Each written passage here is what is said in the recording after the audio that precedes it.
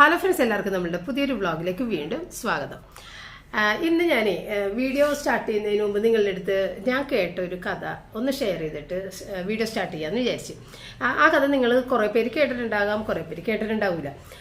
അപ്പോൾ ആ കഥയിൽ പറഞ്ഞിരിക്കുന്നത്, നമ്മളൊക്കെ സ്കൂളിൽ പഠിച്ച് കഴിഞ്ഞ് പോരുമ്പോഴില്ലേ, അവിടെ എന്തെങ്കിലും വികൃതി ഉണ്ടാക്കി വെച്ച കുട്ടികളും വളരെ ഉന്നത വിജയം നേടിയ കുട്ടികളും വളരെ ആക്റ്റീവായിട്ടുള്ള കുട്ടികളും അങ്ങനെയൊക്കെയുള്ള ചുരുക്കം ചില ആളുകൾ മാത്രമേ ആ അധ്യാപകരുടെ മനസ്സിൽ എപ്പോഴും എത്ര വർഷം കഴിഞ്ഞാലും മനസ്സിൽ ഓർത്തിരിക്കുള്ളവർ.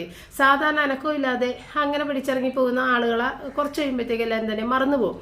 അപ്പോൾ ഏതെങ്കിലും ഒന്ന് മോശമായത് അല്ലെന്നുണ്ടെങ്കിൽ നല്ലത്, ഇതിന് രണ്ടിനെയും അധ്യാപകർ ഓർത്തിരിക്കും. എന്ന് പറഞ്ഞ പോലെ നമ്മൾ പഴയ ടീച്ചേഴ്സിൻ്റെ അടുത്തൊക്കെ ചെന്നിട്ട് കുറേ പ്രായമായിട്ടൊക്കെ നമ്മൾ ആകുമ്പോൾ അവരൊക്കെ കാണുമ്പോൾ ഓടി ചെന്നിട്ട്, ടീച്ചറെ എന്നെ ഓർക്കണുണ്ടാ, നമ്മളവരെ മറന്നു പോകില്ലല്ലോ, ടീച്ചറെ എന്നെ ഓർക്കണുണ്ടാ, ഞാൻ ഇന്ന ക്ലാസ്സിൽ ടീച്ചറായിരുന്നു എൻ്റെ ക്ലാസ് ടീച്ചർ എന്നെല്ലാം നമ്മൾ പറയില്ലേ. എന്ന് പറഞ്ഞ പോലെ ഒരാൾ പുള്ളിയുടെ അധ്യാപകനെ കണ്ടു കഴിഞ്ഞപ്പോൾ വർഷങ്ങൾക്ക് ശേഷം സ്കൂളിൽ നിന്നൊക്കെ പോകുന്ന ഒരുപാട് വർഷങ്ങൾക്ക് ശേഷമാണ് കാണുന്നത്. അങ്ങനെ ചെന്നിട്ട് പറയണേ, സാർ എന്നെ ഓർക്കണില്ലേ, ഞാൻ ഇന്ന ക്ലാസ്സിൽ പഠിച്ചിട്ടുണ്ടായിരുന്നു സാറിൻ്റെ ക്ലാസ്സിൽ, സാർ എന്നെ ഓർക്കും. അപ്പോൾ സാർ പറഞ്ഞ്, ഒത്തിരി വർഷങ്ങൾക്ക് മുൻപുള്ള സ്റ്റുഡൻസിനെയൊക്കെ ഓർത്തെടുക്കാൻ ബുദ്ധിമുട്ടാണ്, എനിക്ക് പെട്ടെന്ന് മനസ്സിലായിട്ടില്ല ആളാ എന്ന് പറഞ്ഞു. അപ്പോൾ ഈ പുള്ളി പറഞ്ഞ്, തീർച്ചയായിട്ടും ഓർക്കും സാറേ, ഞാൻ അന്നത്തെ ഒരു ഇൻസിഡൻറ്റ് പറയാം, അപ്പോൾ സാർ തീർച്ചയായിട്ടും ഓർക്കുമെന്ന് പറഞ്ഞു. അപ്പോൾ സാർ പറഞ്ഞ്, എന്തായിരുന്നെന്ന് ചോദിച്ചു. അപ്പോൾ പറഞ്ഞ്, അന്ന് ക്ലാസ്സിൽ നമ്മളുടെ ക്ലാസ്സിൽ ഒരു ഫോറിൻ വാച്ചൊക്കെ കെട്ടി വരുന്ന ഒരു കുട്ടി ഉണ്ടായിരുന്നു. അവൻ്റെ ആ ഫോറിൻ വാച്ച് കാണാതെ പോയി ഒരു ദിവസം ക്ലാസ് റൂമിൽ വെച്ചിട്ട്. അപ്പോൾ സാറിന് മനസ്സിലായി, ഈ ക്ലാസ് റൂമിൽ നിന്ന് ഈ സാധനം പുറത്തേക്ക് പോയിട്ടില്ല എന്ന് സാറിന് മനസ്സിലായി. അപ്പോൾ സാറ് എല്ലാവരുടെ അടുത്തും ചോദിച്ചു, എടുത്തവരങ്ങോട്ട് കൊടുത്തേക്കെന്ന് പറഞ്ഞു. ആരും അനങ്ങിയില്ല. അങ്ങനെ സാർ പറഞ്ഞ്, എല്ലാവരും കണ്ണടച്ച് നിൽക്കെന്ന് പറഞ്ഞു. അപ്പോൾ അത് ഓർക്കുന്നുണ്ടാ സാറിന് ചോദിച്ചു. അപ്പോൾ സാർ പറഞ്ഞു, ആദ്യം ഞാൻ ഓർക്കുന്നുണ്ട്, അതിൻ്റെ വാച്ച് കിട്ടി, അത് ഞാൻ ഓർക്കുന്നുണ്ട്. അപ്പോൾ പിന്നെ എന്തുകൊണ്ട് സാർ എന്നെ മറന്നു പോണ് എന്ന് പറഞ്ഞു. അപ്പോൾ പറഞ്ഞ്, ഇല്ല, എനിക്ക് ഇയാൾ മനസ്സിലായിട്ടില്ല, എങ്കിലും ഈ ഇൻസിഡൻറ്റ്, ഈ സംഭവം ഞാൻ ഓർക്കുന്നുണ്ട്, പക്ഷെ എനിക്ക് അറിയില്ല, ഇപ്പം താങ്കളെ എനിക്കറിയില്ല എന്ന് പറയും. അന്ന് എൻ്റെ പോക്കറ്റിൽ നിന്നാണ് സാർ വാച്ചെടുത്തത്, കാരണം ഞാനായിരുന്നു ആ വാച്ചെടുത്ത് ഒളിപ്പിച്ച് വെച്ചിരുന്നത്. അന്ന് സാറ് എല്ലാവരുടെ അടുത്തും പറഞ്ഞ്, എല്ലാവരും കണ്ണുപൂട്ടി നിൽക്കുക, ഞാൻ നിങ്ങളുടെ പോക്കറ്റും ബാഗും നോക്കും, അതിനകത്ത് ചെക്ക് ചെയ്തിട്ട് എല്ലാവരും കണ്ണു തുറന്നാൽ മതി, എല്ലാവരും കണ്ണുപൂട്ടി നിൽക്കണം എന്ന് പറഞ്ഞ് ഞങ്ങൾ എല്ലാവരും കണ്ണുപൂട്ടി നിന്ന്.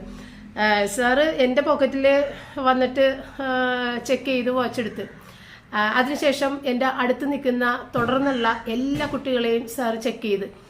അതുകൊണ്ട് ഞാനാണ് കള്ളനെന്ന് ഒരിക്കലും സാർ പുറത്ത് പറഞ്ഞില്ല. കാരണം ഞാൻ കള്ളനാണെന്ന് അറിയിക്കാതിരിക്കാൻ എന്നെ കഴിഞ്ഞ് നിന്നിരുന്ന കുട്ടികളെയും സാർ ചെക്ക് ചെയ്ത്. അപ്പോൾ ആർക്കും അറിയില്ല, എല്ലാവരും കണ്ണടച്ച് നിൽക്കുന്ന, ആരുടെ പോക്കറ്റിൽ നിന്ന് എടുത്തതെന്നും ഒന്നും അറിയില്ല.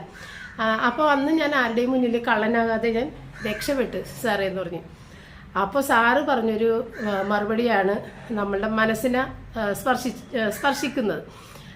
അപ്പോൾ സാറ് പറഞ്ഞത്, നിങ്ങളോട് ഞാൻ കണ്ണടക്കാൻ പറഞ്ഞില്ലേ, ആ സമയത്ത് ഞാനും കണ്ണടച്ചുകൊണ്ട് തന്നെയാണ് എല്ലാ കുട്ടികളെയും ചെക്ക് ചെയ്തുകൊണ്ടിരുന്നത്. ഞാൻ കണ്ണ് തുറന്നിട്ടില്ല, കാരണം എനിക്ക് നിങ്ങൾ ആരെയും ഒരു കള്ളനായിട്ട് കാണാൻ താല്പര്യമില്ല. അതുകൊണ്ട് തന്നെ ആരുടെ കയ്യിൽ നിന്നാണ് കിട്ടിയത് എന്നുള്ളത് എനിക്ക് അറിയണ്ട. അതുകൊണ്ട് തന്നെയാണ് ഞാൻ തുടർന്ന് വാച്ച് കിട്ടിയതിന് ശേഷവും തുടർന്ന് എല്ലാവരുടെയും പോക്കറ്റും ബാഗും ചെക്ക് ചെയ്തെന്ന് പറഞ്ഞു. അപ്പോൾ ഇതിൽ നിന്ന് നമ്മൾക്ക് ഒരു കാര്യം മനസ്സിലാക്കാനുള്ളത്, ഒരു അധ്യാപകന്റെ മനസ്സെന്ന് പറയുന്നതാണ് ഇപ്പോൾ ഈ കണ്ടത്. ഇതുപോലെ ആയിരിക്കണം അധ്യാപകരുടെ മനസ്സ് എന്നാണ് പറയുന്നത്, ആയിരിക്കണം എന്നുള്ളത്. കാരണം പല സാഹചര്യങ്ങളിൽ നിന്ന് വരുന്ന കുട്ടികളാണ് ഒരു ക്ലാസ് റൂമിൽ ഇരിക്കുന്നത്. അതിൽ ഓരോ കുട്ടിയുടെയും ജീവിത സാഹചര്യങ്ങളെന്ന് പറയുന്നത് ഈ അധ്യാപകന് ചിലപ്പോൾ മനസ്സിലായിട്ടുണ്ടാവില്ല.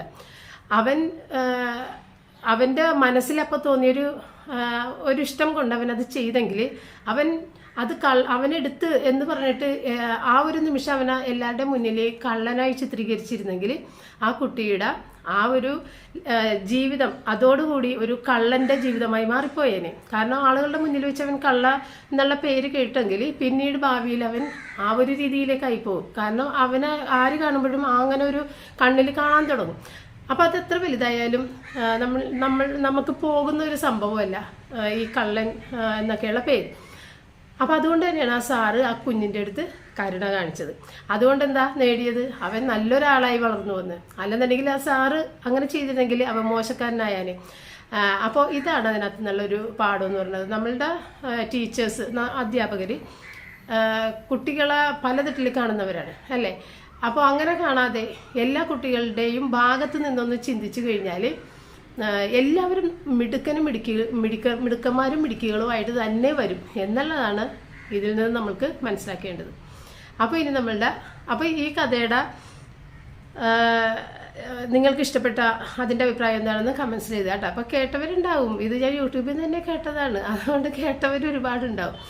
അപ്പോൾ ഇനി നമ്മളുടെ റുട്ടീൻ വീഡിയോയിലേക്ക് കടക്കാം. അപ്പോൾ ഞാൻ കഴിഞ്ഞ ദിവസം അരി ഉഴുന്നൊക്കെ വെള്ളത്തിലിട്ടിട്ടുണ്ടായിരുന്നു, എന്നിട്ട് രാത്രി അരച്ച് വെച്ചിട്ടുണ്ടായിരുന്നു. അതുകൊണ്ട് ഇന്നത്തെ ദിവസം നമ്മൾ മസാല ദോശ ഉണ്ടാക്കാമെന്ന് വിചാരിച്ച് അങ്ങനെ പെട്ടെന്ന് മറ്റേ കുക്കറിലിട്ടിട്ട് ഇതെല്ലാം കൂടി ഇട്ടൊന്ന് ചേർത്തിട്ട് ഇത്തിരി വെള്ളം കൂടി ഒഴിച്ചങ്ങോട്ട് വെക്കുക. കഴിഞ്ഞ ദിവസം ഉണ്ടാക്കിയതുകൊണ്ടാണ് ഞാൻ പറയാത്ത കേട്ടോ, അതുപോലെ തന്നെയാണ് വെച്ചേക്കുന്നത്. അപ്പോൾ ഇന്ന് ക്യാരറ്റുള്ളതുകൊണ്ട് ഞാൻ ക്യാരറ്റും കൂടി ചേർത്തിട്ടുണ്ട്. പിന്നെ സാമ്പാർ ഫ്രിഡ്ജിലുണ്ട്, കഴിഞ്ഞ ദിവസം വെച്ചത് ഇത്തിരി ഞാൻ എടുത്ത് വെച്ചിട്ടുണ്ടായിരുന്നു. അതുകൊണ്ട് പിന്നെ ഒരു ചമ്മന്തി അരച്ചാൽ മാത്രം മതിയായിരുന്നു. അങ്ങനെ ഇന്നത്തെ ബ്രേക്ക്ഫാസ്റ്റ് സാമ്പാറും ചമ്മന്തിയും ദോശയൊക്കെ ആയിട്ട് അങ്ങനെ മസാല ദോശയിട്ട് കഴിച്ച്. ഇനി നമ്മൾക്ക് മുന്നോട്ടുള്ള മാസം എന്ന് പറയുന്നത് കുട്ടികളുടെ ഏറ്റവും കൂടുതൽ ടെൻഷൻ മാതാപിതാക്കൾക്കും ഒപ്പം ടെൻഷനുള്ള ഒരു സമയമാണ്. കാരണം എക്സാം ടൈമാണ് വരുന്നത്, പഠിക്കാൻ ആരംഭിക്കുന്ന ഒരു സമയമാണ്. അപ്പോൾ ഈ എക്സാം ടൈം എന്ന് പറയുമ്പോൾ കുട്ടികൾക്ക് ഒരുപാട് വീട്ടിൽ നിന്ന് സ്ട്രെസ്സ് ഉണ്ടാക്കുന്ന ഒരു സമയം കൂടിയാണ്. കാരണം മാർക്ക് ഇപ്പോൾ 100ൽ 100 മാർക്ക് മേടിച്ചാൽ എവിടെയെങ്കിലും അഡ്മിഷൻ കിട്ടുള്ളൂ എന്നൊക്കെയുള്ള ആ ഒരു ഭയമാണ് എല്ലാ പാരൻസിനും ഉള്ളത്. ഭൂരിഭാഗം കുട്ടികൾക്കും ഒരുപാട് മാർക്കുകളാണ് കിട്ടുന്നത്. അപ്പോൾ അതിനേലും കുറേയും കൂടി മുന്നിലേക്ക് പോകേണ്ട ആ ഒരു വലിയ ഒരു ബാധ്യതയാണ് എല്ലാ കുട്ടികളുടെ മേലെയും ഇപ്പോൾ കൊടുക്കുന്നത് അല്ലേ. അപ്പോൾ നമ്മളുടെ കുട്ടികൾ നമ്മളെപ്പോലെ ആകുള്ളൂ. അപ്പോൾ അതുകൂടി ഒന്ന് ചിന്തിക്കണം, നമ്മളെങ്ങനെ ആയിരുന്നു പഠനകാലത്ത് എന്നൊക്കെ ഉള്ള ഒരു ചിന്ത വേണം. അപ്പം നമ്മൾക്ക് വേറൊരു ചിന്ത മനസ്സിലേക്ക് വരും. അന്നത്തെ കാലത്ത് നമുക്ക് വേണ്ട ഫെസിലിറ്റീസ് ഒന്നും വീട്ടിൽ നിന്ന് തന്നിരുന്നില്ല, അതൊക്കെ കൊണ്ടാണ് ഞങ്ങൾക്ക് പഠിക്കാൻ പറ്റാതിരുന്നത് എന്നൊക്കെ ഒരു ന്യായം നമ്മൾ തന്നെ കുട്ടികളുടെ നേർക്ക് കൊടുക്കും. കാരണം കുട്ടികൾ ചോദിക്കും, ഞങ്ങളെന്തിനാണ് ഇങ്ങനെ പ്രഷർ തരുന്നിട്ട് ബുദ്ധിമുട്ടിക്കുന്നത്, നിങ്ങളുടെ പ്രായത്തിൽ നിങ്ങൾ ഇത്രയും പഠിച്ചിട്ടില്ലല്ലോ എന്നൊക്കെ കുട്ടികൾ ചിലപ്പോൾ ദേഷ്യം കൊണ്ടൊക്കെ ചോദിച്ചെന്നിരിക്കും. അപ്പോൾ അവരുടെ കണ്ണിൽ കാണുന്ന നിങ്ങളുടെ പഠനം എങ്ങനെയൊക്കെയാണെന്നൊക്കെ ഉള്ളത് അവർക്കറിയാമല്ലോ. അപ്പോൾ ആ ക്വാളിഫിക്കേഷനൊക്കെ അനുസരിച്ചിട്ട് അവർ ചിലപ്പോൾ നിങ്ങളുടെ നേരെ ചോദ്യങ്ങൾ ചോദിക്കുന്ന ഒരു സമയമാണിത്. അപ്പോൾ നമ്മൾക്ക് ശരിക്കും പറഞ്ഞാൽ കൂടുതൽ ദേഷ്യം വരും. അപ്പോൾ കൂടുതൽ ദേഷ്യപ്പെട്ട് കഴിയുമ്പോൾ അവർക്കും കൂടുതൽ പ്രശ്നമാണ്. അപ്പോൾ ചിന്തിക്കാനുള്ള കാര്യം എന്താണെന്നറിയാമോ, ഇപ്പോൾ ഫുള്ള് A+ മേടിക്കുന്ന കുട്ടികൾ വളരെ ഉന്നത സ്ഥാനത്ത് എത്തുന്നവരും ഉണ്ട്, ഒന്നും ആകാതെ A+ മടക്കി കയ്യിൽ പിടിച്ചിരിക്കുന്നവരും ഉണ്ട്. എന്നാൽ A+ ജീവിതത്തിൽ കണി കാണാൻ കിട്ടാത്ത കുട്ടികൾ ഉന്നത സ്ഥാനത്തെത്തിയവരുമുണ്ട്, ഒന്നുമില്ലാതിരിക്കുന്നവരുമുണ്ട്. അപ്പോൾ ഇതിലൊക്കെ സാധ്യതകളുണ്ടെന്നാണ് ഞാൻ പറഞ്ഞു വരുന്നത്. ആ സാധ്യത കണ്ടെടുത്തിട്ട് കുട്ടികളുടെ ആ ഇഷ്ടത്തിനനുസരിച്ച് തിരിച്ചു വിടുക, അല്ലാതെ നിർബന്ധമായിട്ടും അവർക്ക് മാർക്ക് ഇഷ്ടമില്ലാത്ത ഒരു സബ്ജക്റ്റിലും മാർക്ക് ഫുള്ള് മേടിക്കണമെന്ന് പറഞ്ഞാൽ ചിലപ്പോൾ അവരെ കൊണ്ട് സാധിക്കില്ല. അപ്പോൾ അത് നോക്കിയിട്ട് ഇപ്പോൾ ഈ മാർക്ക് മേടിച്ച കുട്ടികൾ മാത്രമേ വലിയ സ്ഥാനത്തെത്തുള്ളൂ എന്നുള്ളൊരു ചിന്ത മാറ്റിവെച്ചിട്ട് കുട്ടികളുടെ അടുത്ത് സമാധാനപരമായിട്ട് കിട്ടുന്ന മാർക്കൊക്കെ മേടിച്ചാൽ മതി, മാക്സിമം ട്രൈ ചെയ്യുന്നു മാത്രം പറഞ്ഞ് ഇരിക്കുക എന്നുള്ളതാണ് എൻ്റെ ഒരു അഭിപ്രായം കേട്ടോ. അപ്പോൾ ഇതിൻ്റെ ഇടയിൽ ഞാൻ മീനൊക്കെ കുറേ ദിവസം കൂടിയിട്ടാണ് കേട്ടോ മേടിച്ചത്. ചാളയാണ്, ആകെപ്പാടി 100 രൂപയുടെ ചാള മേടിച്ചിട്ട് അതൊന്ന് വറുക്കുകയും ഇത്തിരി തിളപ്പിക്കുകയൊക്കെ ചെയ്ത് അങ്ങനെ വെച്ച്. അപ്പോൾ ഒരു ചെമ്മീൻ കരുത്തി വന്ന് ഉണക്ക ചെമ്മീൻ കൊണ്ടുവന്ന് അപ്പോൾ അതും മേടിച്ച് അത് അപ്പം തന്നെ കിള്ളി എടുത്തിട്ട് ഫ്രിഡ്ജിലേക്ക് വെച്ചേട്ടാ. അങ്ങനെ അതെല്ലാം ചെയ്ത്. അപ്പോൾ ഈ ഒരു എൻ്റെ ബെഡിൻ്റെ അടിയിൽ എൻ്റെ ഒരു ദുശീലമാണ് കാണുന്നത്. ഒരുപാട് കൈ കിട്ടുന്ന, എനിക്ക് വേണമെന്ന് തോന്നുന്ന, ഇനി പിന്നീട് ഉപയോഗിക്കാമെന്ന് തോന്നുന്ന കുറേ സംഭവങ്ങൾ ഈ ബെഡിൻ്റെ അടിയിലേക്ക് കയറ്റി വെക്കും. ഇപ്പോൾ ഈ കഴിഞ്ഞ ദിവസം എനിക്ക് ഇത്തിരി ശരീരം വേദന തോന്നി ബെഡിൽ കിടന്നിട്ട്. കാരണം ഇതിൻ്റെ അടിയിലുള്ള സാധനങ്ങളുടെ എണ്ണം കൂടിക്കഴിഞ്ഞപ്പോഴത്തേക്കും ഈ ബെഡ് ഇത്തിരി ആ ഒരു ലെവൽ പോയിട്ട് ഇടയ്ക്കിങ്ങനെ പൊങ്ങിയും താണുമൊക്കെ നിന്നപ്പോൾ എനിക്ക് അതിൽ കിടന്നിട്ടൊരു ശരീരത്തിന് ഒരു വേദന തോന്നി. അപ്പോഴാണ് ഞാൻ വിചാരിച്ചത് അനാവശ്യ സാധനങ്ങൾ ഇതിൻ്റെ അടിയിൽ കുറേ ഞാൻ വെച്ചിട്ടുണ്ടല്ലോ, എത്രയോ നാളുകളായി ഞാനിത് വെച്ചിട്ട് ഞാൻ അതിനകത്ത് നിന്നൊന്നും എടുക്കുന്ന പോലുമില്ല, പിന്നെ എന്തിനാണ് ഞാനിത് ഇതിൻ്റെ അടിയിൽ വെക്കണമെന്നൊക്കെ ഞാൻ ചിന്തിച്ചത്. അപ്പോൾ ഈ കേക്ക് മേടിക്കുമ്പോൾ കിട്ടുന്ന ആ കേക്കിൻ്റെ ബോക്സുകളില്ലേ, അത് നിവർത്തിയെടുത്തിട്ടൊക്കെ അതിൻ്റെ അടിയിൽ വെച്ചിട്ടുണ്ട്. കാരണം ഇനി ഞാൻ വല്ല കേക്ക് ആർക്കെങ്കിലും ഒന്ന് കൊടുക്കണമെന്നുണ്ടെങ്കിൽ ഇതിൽ വെച്ചിട്ട് കൊടുക്കാമല്ല, അങ്ങനെയൊക്കെ വിചാരിച്ചെടുത്തു വെച്ചാൽ. പക്ഷേ ഞാൻ ആർക്കും നമ്മൾ സാധാരണ പ്ലം കേക്ക് അല്ലാതെ വേറെ കേക്കുകളൊന്നും കൊടുത്തിട്ടില്ല. അപ്പോൾ ഈ ഐസിങ് ചെയ്ത കേക്കുകളാണല്ലോ ഈ ബോക്സിൽ കൊടുക്കുന്നത്, അതുകൊണ്ട് ആർക്കും അത് കൊടുത്തിട്ടില്ല. ഇനി ഇത് അടുത്ത വർഷം വരെ വെക്കേണ്ട ആവശ്യമില്ല. കാരണം അടുത്ത വർഷത്തിനുള്ളിൽ നമ്മൾക്ക് ചിലപ്പോൾ വീട്ടിൽ കേക്ക് മേടിച്ചാലും ബോക്സുകൾ വരും. അപ്പോൾ പിന്നെ ഏതായാലും ഇതൊക്കെ കളഞ്ഞേക്കാം. ഇത്തവണ ഞാൻ ഏതായാലും ഉപയോഗിച്ചില്ല. അങ്ങനെ എല്ലാം എടുത്ത് മാറ്റി ഒരു ലോഡ് സാധനമായിരുന്നു. അതുപോലെ നമ്മുടെ ഇത് ഷോപ്പിംഗ് കിട്ടുന്ന പേപ്പർ ബാഗുകളൊക്കെ കളയാൻ തോന്നില്ല എനിക്ക്. സോൾട്ടിൻ്റെയാണ് കൂടുതൽ. സോൾട്ടിൻ്റെ കുറേ നമ്മൾ ആവശ്യത്തിന് ഉപയോഗിച്ച് തീർത്തിട്ടുണ്ടായിരുന്നു. പിന്നെ ലുലു മോളിൻ്റെയൊക്കെ കവറുകളൊക്കെ ഉണ്ടായിരുന്നു, എല്ലാം എടുത്ത് പുറത്ത് കൊണ്ടുപോയി വെച്ചിട്ടുണ്ട്. എങ്കിലും എനിക്ക് കളയാൻ തോന്നുന്നില്ല, കത്തിച്ച് കളയാൻ തോന്നുന്നില്ല. അപ്പോൾ പുറത്ത് കൊണ്ടുപോയി വെച്ചിട്ടുണ്ട്. അങ്ങനെ ബെഡിൻ്റെ അടിയൊക്കെ ഒന്ന് ക്ലീൻ ചെയ്ത്, അതായിരുന്നു ഇന്നത്തെ ഒരു ക്ലീനിങ് പണി. പിന്നെ അടുത്തൊരു പണിയും കൂടി കണ്ടു വെച്ചിട്ടുണ്ടായിരുന്നു, അതും ഒന്ന് ചെയ്യണമെന്ന് കുറേ ദിവസമായിട്ട് വിചാരിക്കുന്നു. പിന്നെ അപ്പോൾ ചിക്കൻ ഓർഡർ ചെയ്തിട്ടുണ്ടായിരുന്നു. അപ്പോൾ ചിക്കൻ ഇത്തവണ 12 ദിവസം നിന്ന് 2 ചിക്കൻ. കാരണം ഓരോ ചിക്കൻ്റെയും വെയിറ്റ് അനുസരിച്ചിട്ടാണ് കേട്ടോ അങ്ങനെ കൂടുതൽ ദിവസം നിൽക്കുന്നത്. കാരണം ഞാൻ 2 ചിക്കൻ എന്ന് പറഞ്ഞിട്ടാണ് ഓർഡർ ചെയ്യണത്. അതിൻ്റെ വെയിറ്റ് പറയാറില്ല, കിലോക്ക് എത്ര രൂപയെന്ന് ഞാൻ ചോദിക്കാറില്ല. 2 ചിക്കൻ ചിലപ്പോൾ വലിയ ചിക്കനായിരിക്കുള്ളൂ കൊണ്ടുവരണത്, 2 എണ്ണം. ചിലപ്പോൾ ചെറിയ അവർ കയ്യിലുള്ള അനുസരിച്ചിട്ട് അവർ കൊണ്ടുവരണം. അപ്പോൾ ഇത്തവണ കൊണ്ടുവന്നേക്കുന്ന 2 ചിക്കന് 720 ആയത്. കഴിഞ്ഞ തവണ കൊണ്ടുവന്ന ചിക്കൻ ഞാൻ പറഞ്ഞായിരുന്നു 10 ദിവസമാണ് ഉണ്ടായിരുന്നത്, 2 ചിക്കൻ. അതിന് 630 എത്രയോ ആയിരുന്നു. അപ്പോൾ അതനുസരിച്ചിട്ടൊക്കെ തൂക്ക വ്യത്യാസം കാണണം, അതാണ് കാര്യം. അപ്പോൾ അതൊക്കെ എല്ലാം റൂബിക്ക് വേണ്ടത് വേവിച്ച് ബാക്കിയുള്ളതെല്ലാം ഞാൻ ഫ്രീസറിലോട്ട് വെച്ച്. ഇപ്പം നമ്മൾ കറിയൊന്നും വെക്കണില്ലല്ലോ ചിക്കൻ കൊണ്ട്, അതുകൊണ്ട് അവൾക്ക് തന്നെയായിട്ട് എല്ലാം വെച്ചേക്കണേ. അടുത്ത ഒരു പണി എന്ന് പറഞ്ഞു കഴിഞ്ഞാൽ എനിക്ക് ഈ കൗണ്ടർ ടോപ്പിൻ്റെ അടിവശം ക്ലീൻ ചെയ്യാനുണ്ടായിരുന്നു. ഞാനൊരു പാറ്റനെ കണ്ടായിരുന്നു ഒരു ദിവസം അത് തുറന്നപ്പോൾ. അപ്പോൾ ഒരു പാറ്റനെ കണ്ടു കഴിഞ്ഞാൽ പിന്നെ അതിനകത്ത് പാറ്റയുണ്ടെന്ന് അർത്ഥം. അതിനകത്തൊന്നും ഉപയോഗിക്കണമെന്നില്ല, എങ്കിലും ഒന്ന് ക്ലീൻ ചെയ്തിടണമല്ല. പക്ഷേ തുറന്നു കഴിഞ്ഞപ്പോൾ ആ കണ്ട പാറ്റ മാത്രമേ ഇതിനകത്ത് ഉണ്ടായിരുന്നുള്ളൂ. ഒരുപാട് വേസ്റ്റ്, ആ പാറ്റക്കാട് അങ്ങനത്തെ സംഭവങ്ങളൊന്നും ഉണ്ടായിരുന്നില്ല. ആ ഒരു പാറ്റനെ ഞാൻ കണ്ടുള്ളൂ. അഴുക്കുമില്ല. കുറേ പാറ്റ ഉണ്ടെന്നുണ്ടെങ്കിൽ അതിൻ്റെയൊക്കെ കാട്ട ഇവിടെ കിടക്കുന്നുണ്ടാവുമല്ലോ, അതൊന്നും ഉണ്ടായിരുന്നില്ല. അങ്ങനെ അത് നമ്മൾ ക്ലീൻ ചെയ്തു. അപ്പോൾ ഈ കുമ്പിട്ടിരുന്ന് ക്ലീൻ ചെയ്യാനൊക്കെ ഇപ്പോഴായിട്ട് പറ്റൂല കേട്ടോ. ഈ വയറൊക്കെ ഉള്ളവർക്ക് അത് ബുദ്ധിമുട്ടാണത്. ഒന്നാമത്തെ ഫ്രിഡ്ജൊക്കെ ഇരിക്കുന്നതുകൊണ്ട് തന്നെ നമ്മളവിടെ തിങ്ങിയിരുന്നിട്ട് വേണം ചെയ്യാൻ. അതുകൊണ്ടാണ് നമ്മുടെ ഈ സ്റ്റിക്ക് എടുത്തിട്ട് തുടക്കണത് കേട്ടോ.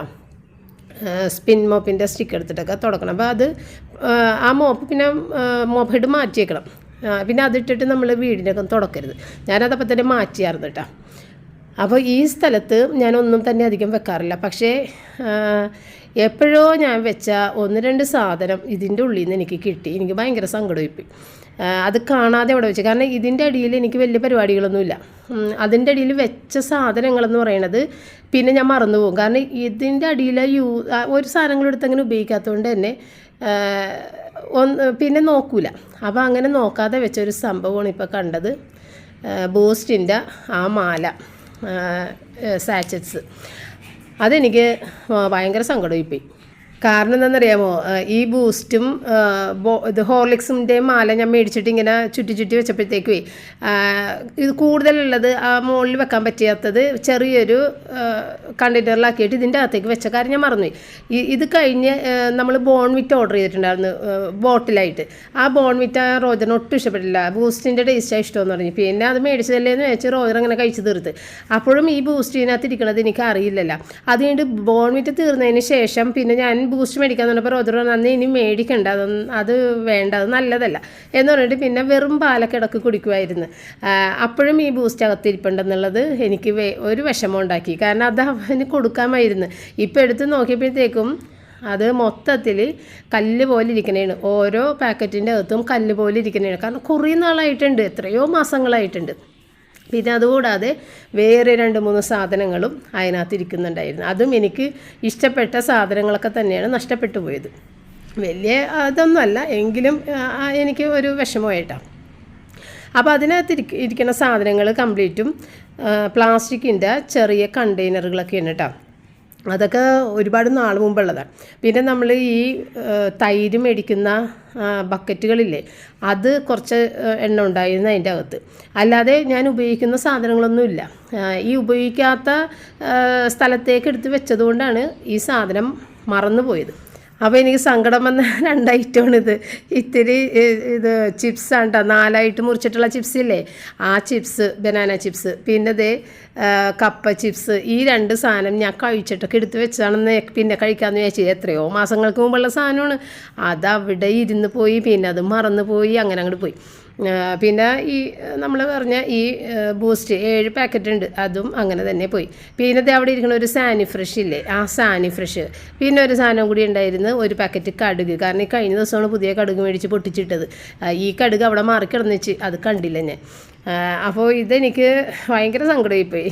റോജറിന് വെറും പാലൊക്കെ കൊടുത്ത് ആ സമയത്ത് ഇത് അലമാരിയിൽ താഴെ ഇരിക്കുന്നുണ്ടായിരുന്നു, എന്നിട്ട് പോലും അത് ഞാൻ എടുത്തില്ലല്ലോ എന്നുള്ളൊരു വിഷമമായിപ്പോയി.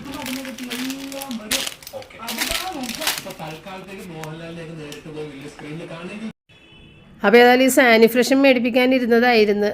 അത് ഇപ്പം ഒന്ന് ഒതുക്കി പെറുക്കിയത് കൊണ്ട് അത് കിട്ടി, മേടിപ്പിക്കേണ്ടി വന്നില്ല. അപ്പോൾ ഇതാണ് നമ്മുടെ കടുക് കേട്ടോ, കടുക് ഈ ഒരു പാക്കറ്റ്. അങ്ങനെ ഇത്രയും സാധനങ്ങളാണ് അവിടെ വെച്ച് മറന്നത്. പിന്നെ കടുകിന് കേടില്ല കേട്ടോ, കടുക് നന്നായിട്ടിരിപ്പുണ്ട്. അപ്പോൾ ഇല്ലേ, ഇന്ന് ഒരു പലഹാരം ഉണ്ടാക്കി കൊടുക്കാൻ വേണ്ടിയിട്ട് ഞാൻ പച്ചരി 1 കപ്പ് കേട്ടോ വെള്ളത്തിലൊന്ന് നന്നായിട്ട് കഴുകിയിട്ട് വെള്ളത്തിൽ കുതിർത്ത് വെച്ചിട്ടുണ്ട്. ഇത്തിരി ഒന്ന് ഇരുന്നിട്ട് കുതിർന്ന് എടുക്കുന്നതായിരിക്കുള്ളൂ നല്ലത്. പിന്നെ വേണ്ടത് തേങ്ങ. അപ്പോൾ ഇത് നമ്മൾ നേരത്തെയൊക്കെ നമ്മളുടെ വീഡിയോയിൽ ചെയ്തിട്ടുണ്ട്. ഇത് പാൽച്ചോറെന്ന് പറയും, ഞങ്ങൾ പറയാതെ പാച്ചോറെന്നാണ് പറയണത്. അപ്പോൾ ഈ പാച്ചോറും പാനിയുമെന്ന് പറയും. പണ്ട് കല്യാണ വീട്ടിലൊക്കെ വിളമ്പിയിരുന്ന ഒരു ഐറ്റമാണിത്. അപ്പോൾ കഴിഞ്ഞ ഒരു ദിവസം ഞാൻ നമ്മുടെ ഹാംലെറ്റിൻ്റെ വീഡിയോ കണ്ടു കഴിഞ്ഞപ്പോഴത്തേക്ക് ഹാംലെറ്റ് അതുണ്ടാക്കി നല്ല അടിപൊളിയായിട്ട് സ്റ്റൈലായിട്ട് വെച്ചിട്ടുണ്ട്. അപ്പോൾ എനിക്കത് കണ്ടപ്പോൾ തന്നെ അത് ഉണ്ടാക്കണമെന്നൊരു ആഗ്രഹം തോന്നി. കാരണം ഇവിടെ പപ്പക്ക് ഭയങ്കര ഇഷ്ടമുള്ളൊരു സംഭവമാണ് ഈ പാച്ചോറും പാനി എന്നൊക്കെ പറഞ്ഞു. അപ്പോൾ പപ്പക്ക് വേണ്ടി മാത്രം ഉണ്ടാക്കിയത് 1 കപ്പ് അരി മാത്രമേ ഞാൻ എടുത്തിട്ടുള്ളൂ. അങ്ങനെ അത് ഞാൻ വെള്ളത്തിലിട്ടിട്ടാണ് തേങ്ങ ചിരണ്ടിയെടുത്ത്. തേങ്ങ കുറച്ച് കട്ടിയായിട്ടുള്ള ആദ്യത്തെ ഒരു പാല് നമുക്ക് മീതെ ഒഴിക്കാൻ വേണ്ടിയിട്ട് എടുക്കാം. അപ്പോൾ ഞാൻ ഇതുവരെയും മീതയിൽ പാൽ ഒഴിച്ചിട്ട് എടുത്തിട്ടില്ല കേട്ടോ. ഈ ഹാംലെറ്റിൻ്റെ വീഡിയോയിലാണ് പാല് ഒഴിച്ചിട്ട് അതിൻ്റെ മീതയിലാണ് ഈ ശർക്കര നീര് ഒഴിക്കുന്നത് കണ്ടത്. അപ്പോൾ അതെനിക്ക് ഭയങ്കര ഒരു ഇഷ്ടപ്പെട്ടു. അങ്ങനെ ഒന്ന് ചെയ്യണമെന്ന് തോന്നി ഉടനെ തന്നെ ചെയ്തതാട്ടോ. അപ്പോൾ ആദ്യത്തെ പാല് നല്ല കട്ടിയായിട്ടുള്ള പാല് ഞാൻ എടുത്ത് മാറ്റിയിട്ട് പിന്നെ നമ്മൾ ഇടപ്പാല് 1, 2, 3 ഒക്കെ വേണമെന്നുണ്ടെങ്കിൽ നമുക്ക് എടുക്കാം, നമ്മുടെ അരിയുടെ അളവനുസരിച്ചിട്ട്. അപ്പോൾ സാധാരണ നമ്മൾ ബിരിയാണി റൈസ് വേവിക്കുന്നത് പോലെ വറ്റിച്ചെടുക്കണേണ്. പക്ഷേ ഇത്തിരി കുഴഞ്ഞിരിക്കുകയും ചെയ്യണം. ബിരിയാണി റൈസ് ഒന്നൊന്നും വിടാതെയല്ലേ ഇരിക്കണം. ഇപ്പം ഇത് ഇത്തിരി കുഴഞ്ഞിരിക്കണം. അതുകൊണ്ട് നമുക്കിത്തിരി വെള്ളം കൂടുതൽ വെക്കാം, കുഴപ്പമില്ല. 1 കപ്പ് അരിക്ക് ഒരു 3-4 കപ്പ് വരെയൊക്കെ വെള്ളം വെച്ചാലും കുഴപ്പമില്ല കേട്ടോ. അപ്പം ഞാൻ ആദ്യം തേങ്ങാപ്പാൽ ഇടപ്പാലായിട്ട് പിഴിഞ്ഞെടുത്ത് ആദ്യത്തെ പാല് നമ്മൾ തലപ്പാലം അങ്ങോട്ട് മാറ്റി വെച്ചിട്ടുണ്ട് കേട്ടോ. അത് വളരെ കുറച്ച് മാത്രം മതി, നല്ല കട്ടിക്കെടുക്കാൻ വേണ്ടിയിട്ട്. അതുകൊണ്ടാണ് വെള്ളം വളരെ കുറച്ചെടുത്തിട്ട് എടുത്തത്. ഇനിയുള്ള പാല് നമ്മൾ അരി വേവിക്കാൻ വേണ്ടിയിട്ട്. അപ്പോൾ അരി ഇങ്ങനെ നമ്മൾ ഊറ്റിയൊന്നും കളയണ്ട, തേങ്ങാപ്പാലിൽ വറ്റി നല്ല ടേസ്റ്റായിട്ടിരിക്കും. അപ്പോൾ ഇവിടെ നേരത്തേക്ക് ഞാൻ വെക്കുമ്പോൾ തേങ്ങ ഒന്ന് പതിയൊന്ന് കറക്കിയിട്ടിടും. കാരണം പപ്പക്ക് ഭയങ്കര ഇഷ്ടമാണ് തേങ്ങ കടിക്കണത്, ഭയങ്കര ഇഷ്ടമാണ്. അപ്പം അങ്ങനെ ഇടുമായിരുന്നു. പക്ഷേ ഇതുപോലെ ഉണ്ടാക്കുമ്പോഴാണ് പെർഫെക്റ്റ് ആയിട്ട് പറഞ്ഞിട്ടാ, ഈ തേങ്ങ പാലൊക്കെ ഒഴിച്ചിട്ട് ഉണ്ടാക്കുമ്പോൾ. മറ്റേ നമുക്ക് പണിയും കുറവാണ്, തേങ്ങാപ്പാൽ പിഴിയേണ്ട കാര്യമൊന്നുമില്ലല്ലോ. അതിനേലും പെർഫെക്റ്റായിട്ടും ഇതാണ് ഇതിൻ്റെ മെത്തേഡ്. ഇങ്ങനെ പാലിൽ തന്നെ വേവിക്കണം. അപ്പം നമ്മൾ കൂടുതൽ പാലാണെങ്കിൽ പാല് തന്നെ ഒഴിക്കാം കേട്ടോ. അപ്പം ഞാൻ ഈ പച്ചരി കുതിർത്തേക്കുന്നത് കൊണ്ട് കുറച്ചത് പെട്ടെന്ന് വേഗം. കുതിർക്കാതെയാണ് നിങ്ങൾ വേഗം കഴുകിയിടണമെന്നുണ്ടെങ്കിൽ വെള്ളം ഇത്തിരി കൂടുതൽ വെക്കണം. അല്ലെന്നുണ്ടെങ്കിൽ ഇങ്ങനെ കുഴഞ്ഞു വരില്ല, ബിരിയാണി പോലത്തെ അതുപോലത്തെ റൈസായി പോകും. അപ്പോൾ 1 കപ്പ് റൈസ് എടുക്കണമെങ്കിൽ 3-4 കപ്പൊക്കെ വെള്ളം ഒഴിക്കാം കേട്ടോ. എന്നിട്ട് അതങ്ങോട്ട് വറ്റി വന്നോട്ടെ. നല്ലതായിട്ട് തിളച്ചതിന് ശേഷം അരി കഴുകി ഇത് ഊറ്റിയിട്ട് നമ്മൾ നേരെ ഒരു ഉപ്പ് കൂടി അതിൻ്റെ ആവശ്യത്തിന്. അപ്പോൾ 1 കപ്പിന് 1/2 മുതൽ 3/4 ടീസ്പൂൺ വരെ വേണമെങ്കിൽ ഉപ്പിടാം. 1/2 ടീസ്പൂൺ ഇട്ടാൽ മതി. കാരണം നമ്മളിത് പഞ്ചസാര ഇത് മറ്റേ പാനി ഒഴിക്കുമ്പോൾ മധുരം വരുമല്ലോ. ബിരിയാണിക്കൊക്കെ ആണെന്നുണ്ടെങ്കിൽ നമുക്ക് 3/4 ടീസ്പൂൺ തന്നെ ഉപ്പിടണം. ഇതിന് 1/2 ടീസ്പൂണാണ് ഇപ്പോൾ ഞാൻ ഇട്ടത്, അത് മതി. എന്നിട്ട് പിന്നെ നല്ലതായിട്ട് തിളച്ചതിന് ശേഷം നല്ല സിമ്മിലിട്ടിട്ട് അവിടെ മൂടി വെച്ച് പിന്നെ നമുക്ക് പണിയില്ല. ഇത് വെന്ത് ഒരുവിധം കുഴഞ്ഞ പരുവത്തിലാവൂലേ, ആ സമയത്ത് ഇതിനെ ഷേപ്പ് ചെയ്യാൻ വേണ്ടിയിട്ട് നമുക്കിതിനൊരു പാത്രത്തിലോട്ടൊന്ന് മാറ്റി കൊടുക്കണം. അപ്പോൾ ഞാൻ പല പ്രാവശ്യം ഇതൊന്ന് ഇളക്കി മറിച്ചൊക്കെ ഇട്ട് കൊടുത്തിട്ടുണ്ടാകും കേട്ടോ. പിന്നെ ഇതിനകത്ത് നെയ്യുടെ ടേസ്റ്റൊക്കെ ഇഷ്ടമുള്ള ആളുകളാണെങ്കിൽ നെയ്യൊക്കെ ഈ സമയത്ത് ചേർത്ത് കൊടുക്കാം. ഏലക്കപ്പൊടി വേണമെങ്കിൽ ചേർത്ത് കൊടുക്കാം. കാഷ്യൂനട്ട് കിസ്മിസൊക്കെ വറുത്ത് അതൊക്കെ ഇട്ട് കൊടുക്കാം. കുറേയും കൂടി റിച്ച് ആയിട്ട് എടുക്കണമെന്ന് ഇഷ്ടമുള്ളവർക്ക് അങ്ങനെയൊക്കെ ചെയ്യാം കേട്ടോ. ഞാനിപ്പോൾ പഴയ ആ ഒരു മെത്തേഡിൽ തന്നെ ചെയ്യണതാണ്. കൂടുതൽ ഡെക്കറേഷനൊന്നും നമ്മൾ ഇതിനകത്ത് ചെയ്യണില്ല. അപ്പോൾ ഇത് കേക്കിൻ്റെ സ്ക്വയർ ടിന്നെടുത്തിട്ട് നെയ്യ് തന്നെ ഒന്ന് പുരട്ടിയിട്ട് അപ്പോൾ പെട്ടെന്നൊന്ന് വിട്ടുപോരുമല്ല. എന്നിട്ട് അതിനകത്തേക്ക് പെട്ടെന്ന് തന്നെ ഈ സംഭവത്തിന് ഇട്ടൊന്ന് ഷേപ്പ് ചെയ്ത് വെച്ച് പെട്ടെന്ന് തന്നെ എടുക്കാം. ആറണമെന്നൊന്നുമില്ല, അതങ്ങനെ ഷേപ്പിൽ തന്നെ കിട്ടിക്കോളും. കാരണം നല്ല ഇങ്ങനെ പശ പിടിച്ചിരിക്കണല്ലേ, സാധാരണ ബിരിയാണി അരി പോലെ അല്ലല്ലോ, വെള്ളം കൂടുതൽ വെച്ചേക്കണോണ്ട് തന്നെ നല്ല പശയിട്ടിരിക്കണേ. അപ്പോൾ അത് നന്നായിട്ട് ഒന്ന് ഷേപ്പ് ചെയ്തിട്ട് പാത്രത്തിനകത്തേക്ക് ഇതുപോലെ ഒന്ന് തട്ടിയിട്ട് കട്ട് ചെയ്തെടുക്കുക. പണ്ടൊക്കെ കല്യാണ വീടുകളിൽ വാഴയിലക്കകത്തേക്ക് ഇങ്ങനെ കട്ട് ചെയ്തൊരു പീസ് വെച്ചിട്ട് അതിന് നടുക്കേക്ക് മുകളിലേക്ക് ശർക്കരപ്പാനി അങ്ങോട്ട് ഒഴിച്ചു കൊടുക്കും. അത്രേ ചെയ്യണുള്ളൂ. പക്ഷേ ഞാനിപ്പോൾ ചെയ്യുമ്പോൾ തേങ്ങാപ്പാലിൽ നമ്മൾ അരി വേവിച്ച് ആ നല്ലൊരു രുചിയും പിന്നെ അതിൻ്റെ മീതയിലേക്ക് നമ്മൾ നല്ല കട്ടി തേങ്ങാപ്പാലും ഒഴിക്കുന്നുണ്ട്. അതിൻ്റെ മീതയിലേക്കാണ് ശർക്കരപ്പാനി ഒഴിക്കണം. പിന്നെ ശർക്കരപ്പാനി കാച്ചുമ്പോഴാണെങ്കിലും അതിനകത്ത് നിങ്ങൾക്ക് ഏലക്കായുടെ രുചി ഇഷ്ടമാണെന്നുണ്ടെങ്കിൽ അത് ചേർത്ത് കൊടുക്കാം കേട്ടോ. ഏലക്കാപ്പൊടി ചേർത്ത് കൊടുക്കുക. എന്നിട്ട് ഒഴിച്ചാലും മതി. എനിക്ക് ഒട്ടും ഇഷ്ടമല്ല ഈ ഏലക്കയുടെ ടേസ്റ്റ് ഇങ്ങനെയുള്ള സംഭവത്തിൽ പറഞ്ഞത്, എനിക്ക് ഒട്ടും ഇഷ്ടമല്ല. അതുകൊണ്ടാണ് ഞാനിത് ഇടാഞ്ഞത് കേട്ടോ. ഒട്ടും ഇട്ടിട്ടില്ല. ഇവിടെ ഏലക്ക പൊടിച്ചത് ഇരിപ്പുണ്ട്, എങ്കിലും എനിക്ക് ഇടാൻ ഇഷ്ടമില്ലാത്തതുകൊണ്ട് ഞാൻ ഇട്ടില്ല. അപ്പോൾ ഇഷ്ടമുള്ളവർക്ക് ഇടാം. ഇത്രയേ ഉള്ളൂ ഈ സംഭവം. ഒന്ന് ഗ്രീസ് ചെയ്ത കത്തിയാണെങ്കിൽ പെട്ടെന്ന് ഇങ്ങനെ ഒട്ടി പിടിക്കാതെ മുറിക്കാൻ പറ്റും കേട്ടോ. ഇതിപ്പോൾ ഞാൻ കഴുകി വെള്ളത്തോട് കൂടി കൊണ്ടുവന്നിട്ടാണ് കട്ട് ചെയ്തത്, അതാണ് അങ്ങനെ. അപ്പോൾ എപ്പോഴും കത്തിയിൽ ഇത്തിരി എണ്ണ ഒന്ന് നെയ്യ തടവി കൊടുത്തിട്ട് കട്ട് ചെയ്താൽ നല്ല കറക്റ്റ് പീസായിട്ട് കിട്ടും കേട്ടോ. ഇത്രയേ ഉള്ളൂ നമ്മുടെ പാച്ചോറും നീരും. പാനിയെന്നും ഞങ്ങൾ നീരെന്ന് പറയും, എങ്ങനെ വേണമെങ്കിലും പറയാം. അതാണ്. അപ്പോൾ ഇതിങ്ങനെ ഇത് തേങ്ങാപ്പാൽ കട്ടിയുള്ളത് ഇങ്ങനെ ഒഴിച്ചു കൊടുത്തിട്ട് അതിൻ്റെ മീതെ ശർക്കര പാനിയും കൂടിയിട്ട് ഒഴിച്ചു കൊടുക്കുക. അപ്പോൾ ഇത് പാനിയും ഈ തേങ്ങയും കൂടി അങ്ങോട്ട് തേങ്ങാപ്പാലും കൂടി ഇങ്ങനെ ചേർന്ന് വരും. ഭയങ്കര ടേസ്റ്റാണ് കേട്ടോ, ഭയങ്കര ടേസ്റ്റാണ്. അപ്പോൾ തേങ്ങാപ്പാൽ അല്ല ശർക്കരപ്പാനി നിങ്ങളുടെ മധുരത്തിനനുസരിച്ച് ഒഴിച്ചാൽ മതി. കുറവ് മധുരം വേണ്ടവർക്ക് കുറച്ചൊഴിക്കുക. ഭയങ്കര ടേസ്റ്റാണ് കേട്ടോ. ഇങ്ങനെ ഞാൻ ആദ്യമായിട്ടാണ് കഴിക്കണത്, ഇങ്ങനെ രണ്ടും കൂടി മിക്സ് ചെയ്തിട്ട്. സാധാരണ ചക്കരച്ചോറ് എന്ന് പറഞ്ഞിട്ടൊരു സംഭവം ഉണ്ടാക്കൂലേ, അതിൻ്റെ മീതയിലും ഇതുപോലെ. അത് ഈ റൈസല്ല, നമ്മുടെ മട്ട റൈസ് വെച്ചിട്ടാണ് ചക്കരച്ചോറെന്ന് പറയും അതുണ്ടാക്കണത്. അതെനിക്ക് ഒട്ടും ഇഷ്ടമല്ല. ഈ സംഭവം നല്ല ടേസ്റ്റ് കഴിക്കാനായിട്ട്. അപ്പോൾ ഇതാണ് ഇന്ന് സ്പെഷ്യലായിട്ട് പപ്പയ്ക്ക് വേണ്ടിയിട്ട് റെഡിയാക്കിയ ഒരു ഐറ്റം. ഞാനും കഴിച്ചിട്ടാണ്, എനിക്ക് നല്ല ഇഷ്ടപ്പെട്ടു. അപ്പോൾ നിങ്ങളും ട്രൈ ചെയ്ത് നോക്കട്ടെ. ഇതുപോലെ ശർക്കരപ്പാനി മാത്രം ഒഴിച്ചിട്ട് കഴിക്കണ പോലെയല്ല, ഇത് ഭയങ്കര ടേസ്റ്റാണ്. തേങ്ങാപ്പാൽ വെന്തതുകൊണ്ടും തേങ്ങാപ്പാൽ പിന്നെയും നമ്മൾ ഒഴിച്ചേക്കണതുകൊണ്ടും നല്ല അടിപൊളി ടേസ്റ്റാണ്. അപ്പോൾ ഇത് നമ്മൾക്ക് അടുത്തൊരു വീഡിയോ ആയിട്ട് വീണ്ടും കാണാം. താങ്ക്